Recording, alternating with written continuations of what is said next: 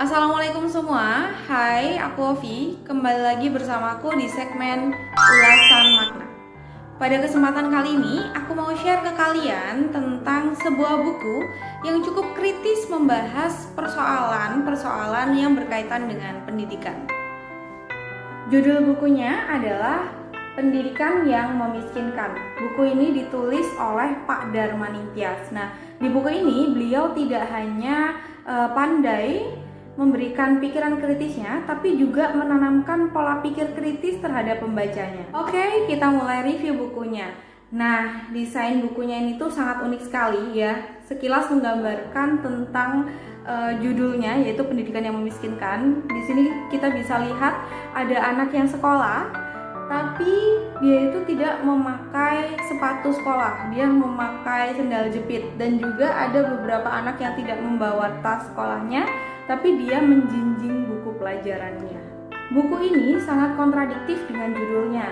Penulis sengaja untuk memilih judul yang kontra untuk mengkritisi kondisi pendidikan di Indonesia, khususnya dari zaman Orde Baru yang justru sangat jauh dari tujuannya gitu. Permasalahan seperti seragam sekolah, dharma wisata, manajemen sekolah itu dibahas dengan sangat sederhana.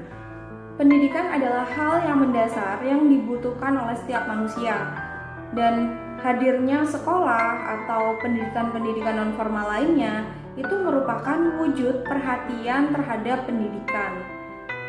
Namun di buku ini penulis menyampaikan bahwa dengan banyaknya sekolah yang mulai menjamur bukan lagi mengutamakan tujuan pendidikan, tapi memperkaya pemilik atau bahkan sebagai tender pemerintah. Jadi biaya itu semakin mahal begitu, seperti seragam sekolah, pembelian buku, kegiatan dharma wisata yang membuat masyarakat itu menjadi resah mengenai biaya pendidikan sekolah.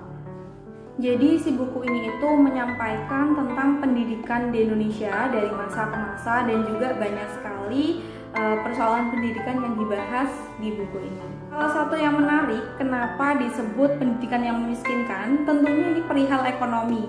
Karena biaya pendidikan itu sangat mahal gitu ya. Banyak pengeluaran yang dikeluarkan untuk biaya pendidikan.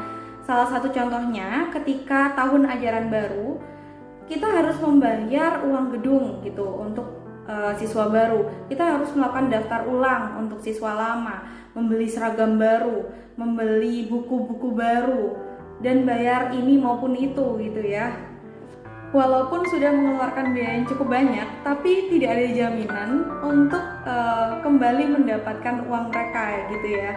Sampai dulu tuh kalau di desa ada anaknya yang mau sekolah gitu, sampai jual tanahnya, jual sawahnya, jual hewan ternaknya begitu.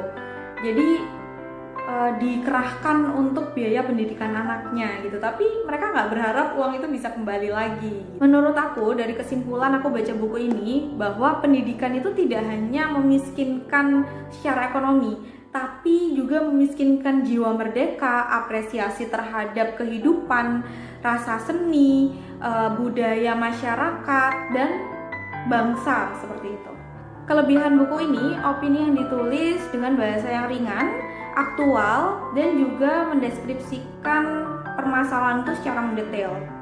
Penulis juga cukup kritis untuk membahas detail masalah yang ditemukan dalam sistem pendidikan Indonesia.